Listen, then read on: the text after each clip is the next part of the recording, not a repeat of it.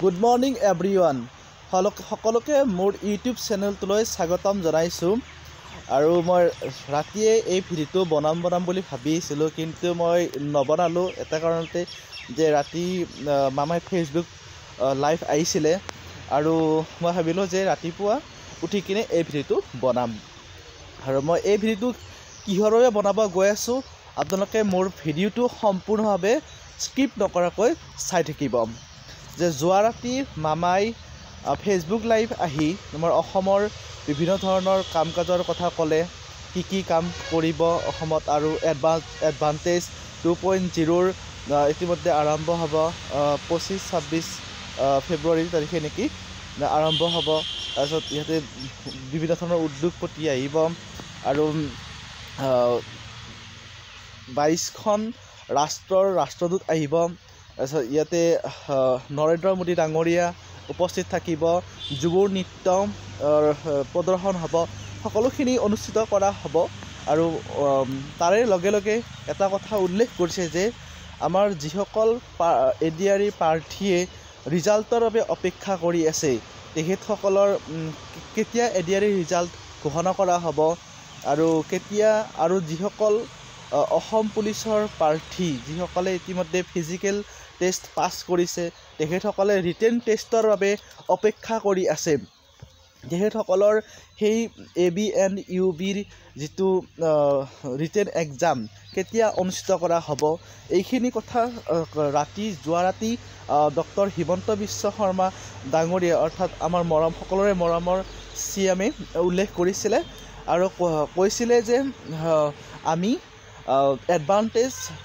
2.0 অসমৰ সেই অনুষ্ঠানটি অনুষ্ঠিত হৈ যোৱাৰ পিছতে আমি এডিআৰই ৰিজাল্ট কেতিয়া ঘোষণা কৰিম বুলি তেখেতে উল্লেখ কৰিছিলে আৰু তাৰে লগে লগে এটা কথাও কৈছিলে যে আমি 7 মাৰ্চৰ আগত আমি এডিআৰই ৰিজাল্ট ঘোষণা কৰিম আৰু ফেব্ৰুৱাৰী মাহৰ পিছত এডিআৰই ৰিজাল্ট আমি দিম তেনেকৈ তাৰমানে আমাৰ মুখ্যমন্ত্ৰী ডাঙৰীয়াই কৈছিলে আৰু এইটো কথা কৈছিলে যে আমি অসম পুলিচৰ যিটো ৰিটেন এক্সাম কেতিয়া অনুষ্ঠিত কৰিম তেখেতে এটা ইংগিতেৰে কৈছিলে যে আমি অসম পুলিচৰো ABOBৰ যিটো অসম পুলিচৰ ৰিটেন এক্সাম হ'ব সেইটো আমি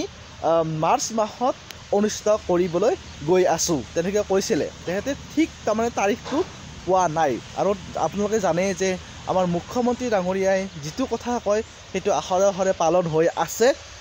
আপোনালোকে নিশ্চিতভাৱে পঢ়ি থাকক যিসকলে অসম পুলিচৰ ৰিটেন টেষ্টৰ বাবে ৰিটেন টেষ্ট দিব গৈ আছে তেখেতসকলে নিশ্চিতভাৱে পঢ়ি থাকক আৰু আপোনালোকৰ ৰিটেন টেষ্ট নিশ্চয় মাৰ্চ মাহতে অনুষ্ঠিত হ'ব যিখিনি ৰিটেন টেষ্ট হ'ব লগা আছে ABOBৰ আৰু তেখেত আৰু এটা উল্লেখ কৰিছে যে যিটো আমাৰ ঝুমুৰ নৃত্য সেইটো প্ৰদৰ্শন কৰা হ'ব আৰু যিটো আমাৰ ছেমি কণ্ডাক্টৰৰ কথা কৈ আছে তাত ছেমি কণ্ডাক্টৰত বহুতখিনি ল'ৰা ছোৱালী সংস্থাপন পাবা অকল চাকৰিমুখী নহয় ছেমি কণ্ডাক্টৰৰ পিনেও ধাবলি মিলিব পাৰিব নিবনুৱা লোকসকলে অসমৰ যিবিলাক নিবনুৱাৰ সমস্যা আছে সেই ছেমি কণ্ডাক্টৰটোৱে তেওঁ মানে বহুতখিনি আশা কৰি আনিব অসমৰ যুৱক যুৱতীৰ বাবে তেখেতে কৈছে আৰু এডিআৰই ৰিজাল্ট যিটোকে তেখেতে কৈছে যে 7 মাৰ্চৰ প্ৰথমতে দিব আৰু ফেব্ৰুৱাৰী মাহৰ লাষ্টত দিব এইখিনি ভিডিঅ' আছিলে আপোনালোকে মোৰ ভিডিঅ'টো চাই কেনেকুৱা পালে কমেণ্টত জনাব আৰু কমেণ্টত লিখিব যদি ভিডিঅ'টো ভাল পাইছে তেতিয়াহ'লে কমেণ্টত জয় আই অসম বুলি লিখিব বাই বাই জয় আই অসম